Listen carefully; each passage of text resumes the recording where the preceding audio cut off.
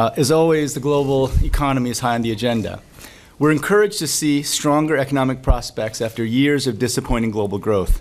There are still many downside risks, however, and countries that have the fiscal space need to continue with structural reforms. This is vital to accelerating the sustainable and inclusive economic growth needed to end extreme poverty by 2030. We're meeting at a time when we face several overlapping crises, both natural and man-made, all of which add urgency to our mission. You and your colleagues have been reporting on them every day: conflict, climate shocks, the worst refugee crisis since World War II, and famine in parts of East Africa and Yemen, which the UN has called the worst in 70 years. With famine in particular, the world was caught unprepared again.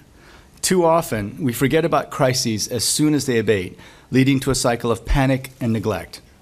We're already working with the affected countries and partners to respond to the famine, and we will use every tool we have, financial and advisory, to prevent famine in the future. In addition to fragility, accelerations in technology are changing the landscape. We estimate that 2/3 of all jobs that currently exist in developing countries will be wiped out by automation. At the same time, the internet, smartphones, and social media allow everyone to see exactly how everyone else lives, which is causing aspirations to rise all over the world. I see this everywhere I go. So in the midst of these crises and with rising aspirations, we must change the way we work in development finance. We have to find new and innovative ways to reach the poor and make the world more secure and stable and to help the world grow. You know, what we actually did the study. We looked at how satisfied people are and what is going to affect their overall level of satisfaction.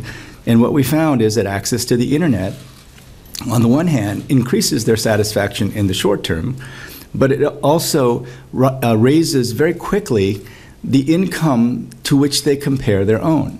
So what you see is that as the internet, access to the internet expands, people's sense of what is possible goes up. And if you have rising aspirations and connect those with opportunity, you can get really great dynamism in a society. It's frankly what Korea experienced in the 1960s and 70s and 80s. But if those rising aspirations then meet frustration, we are very worried about more and more countries going down the path of fragility, conflict, violence, extremism, and of course eventually migration. Because the other thing that access to the internet does, it increases people's desire to migrate.